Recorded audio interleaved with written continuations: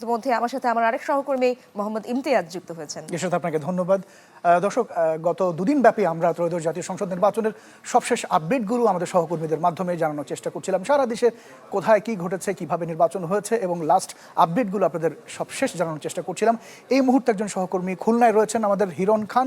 আমরা তার সাথে কথা বলার চেষ্টা করবো। হিরণ, মোটামুটিভাবে কেন্দ্রীয়ভাবে তো বিএনপির পক্ষ থেকে বলা হয়েছে যে বিজয় মিছিলগুলো না করবার জন্য, তো বিজয় মিছিল হয়নি, দোয়া অনুষ্ঠান হচ্ছিল বিভিন্ন জায়গায়। আপনি এই মুহূর্তে কোথায় রয়েছেন বলবেন এবং সেখানকার চিত্রটা যদি এক নজরে জানান। ইমতিয়াজ, দেখুন, আমি খুলনায় রয়েছে এবং খুলনার 4টি আসনই কিন্তু আসলে বিএনপি পেয়েছে এবং আমি এখন যেখানে রয়েছি খুলনার 4 আসনের বিএনপি মনোনীত প্রার্থী এবং যিনি জয়লাভ করেছেন 13,000-এরও বেশি ভোটে, আইজুল বাড়ি হেলাল, তার বাসায়। এবং আপনি যেমনটি বলছিলেন যে দোয়া মাহফিলের কথা, আমি তাকে এসেই কিন্তু আসলে মসজিদে পেয়েছি। সাধারণ মানুষের সাথে তিনি কথা বলছেন, তিনি দোয়া করছিলেন এবং এখন কিন্তু তিনি বাসার সামনে রয়েছেন এবং মসজিদের সামনে রয়েছেন। তিনি একটু পরেই বের হচ্ছিলেন আমার জন্য, আসলে আমি তাকে অনুরোধ করে এখানে দাঁড় করিয়েছি। আপনি যদি আমাদেরকে একটু বলেন যে নির্বাচনের আগে আপনি যেই প্রতিশ্রুতিগুলো দিয়েছেন সাধারণ মানুষকে, আপনার এলাকার মানুষকে, সেই প্রতিশ্রুতি প্রথম কোন কাজটি আপনি করবেন? প্রথম কাজ ছিল এলাকার মধ্যে সম্প্রীতি রক্ষা করা।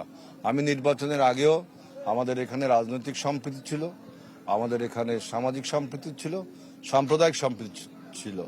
এখনো সেটা আপনার প্রিভেইল করবে, এটা থাকবে। আমার এইটা হলো সবচেয়ে বড় জিনিস, যে সম্প্রীতি রক্ষা করা। এবং একটা বিষয় বারবারই বলে আসছে সবাই, যে যেহেতু বিরোধী প্রার্থী তিনি হেরে গেছেন, প্রায় 13,000-এর উপরে ভোটে হেরে গেছেন এবং সব জায়গায় আমরা দেখছি যে ব্যবধান অনেক জায়গায় কম। বিরোধী প্রার্থীর সাথে নিয়ে কাজ করার সবাই প্রতিশ্রুতি দিয়েছেন। আপনার এইখানটিতে আসলে কি ধরনের প্রতিশ্রুতি আপনি দিতে চান? Walton switch, stylish and elegant. আমি প্রথমে মানুষকে প্রতিশ্রুতি দিতে চাই যে নৈতিকভাবে দেখেন, উন্নত হবেন। এই যে সারা অঞ্চলে যেইভাবে মানুষের আপনার ভোট, অর্থাৎ মানুষের ভোটিং রাইটকে এত টাকা যে কোত্থেকে আসলো, সরকারের কাছে আমার আবেদন থাকবে, নতুন সরকার হোক আর বর্তমান সরকার হোক, এই যে ভোটে যে এত টাকা ছড়াইছে মাঠে এবং নেতা মানুষের ভোট টাকা দিয়ে কিনলো। আল্লাহ রহমত করছে যে এই যে রকেট, তারপরে বিকাশ, আরো যে সমস্ত নগদ অ্যাকাউন্টগুলো বন্ধ করা ছিল, তাদের তো সর্বনাশ করে দিত। সুতরাং আমি মনে করি যে প্রত্যেক মহান ধর্মকে আমরা শ্রেষ্ঠত্ব করে তুলব, কিন্তু তারকে ব্যবহার করে এই যে মানুষের রায়কে, মানুষের অধিকারকে টাকা দিয়ে যারা কিনে নিয়েছে, এদের কিন্তু আল্লাহ কখনো ক্ষমা করবে না। এই যে এই জিনিসটা বন্ধ করতে হবে আগামীতে, যে মানুষ যেন তার অধিকারকে টাকা দিয়ে কিনে আনতে পারে। আইজুল বাড়ি হেলাল, আমি আপনার এলাকায় আসছিলাম, এই সময় আসলে দেখলাম যে আমার ফেরিতে করে আসতে হয়েছে। আমার বাড়িও আসলে খুলনা 3 আসনে এবং খুলনারই সন্তান, আমি অথবা ঢাকায় কাজ করি। কিন্তু একটা বিষয় খুবই গুরুত্বপূর্ণ, আমরা দেখছি যে এই জায়গাটি থেকে কোনো ফেরি রয়েছে, কিন্তু আপনি এখান থেকে ঢাকায় যেতে পারছেন গাড়িতে করে, কিন্তু খুলনায় যেতে হলে আপনাকে নৌকা পার হতে হচ্ছে।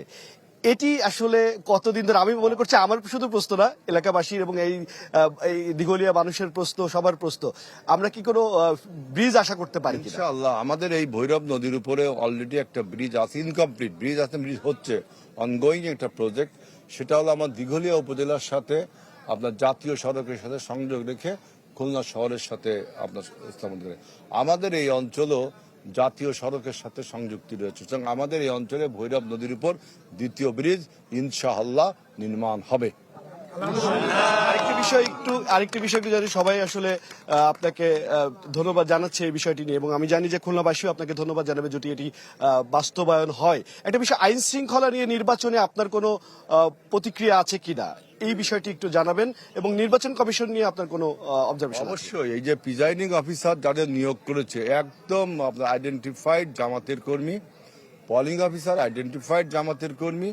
এইখানে এইটা করার ফলে আপনার নির্বাচনে ভোট কেন্দ্রে আমার এই এলাকায় অন্তত প্রভাব পড়েছে।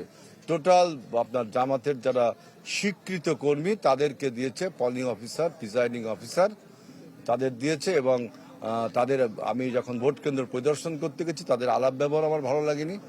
তারপরেও আমরা ধৈর্য ধরেছিলাম, যেহেতু গণতন্ত্রের সাথে এবং আইন শৃঙ্খলা পরিস্থিতি এখন খুবই ভালো, চমৎকার।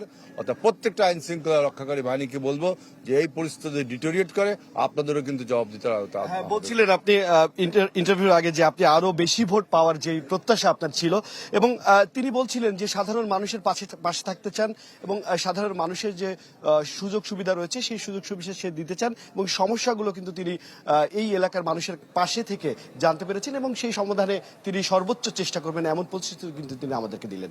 এই ছিল এখান থেকে সর্বশেষ। মঞ্জুর, অনেক ধন্যবাদ হিরণ খান। আমি ইমতিয়াজ।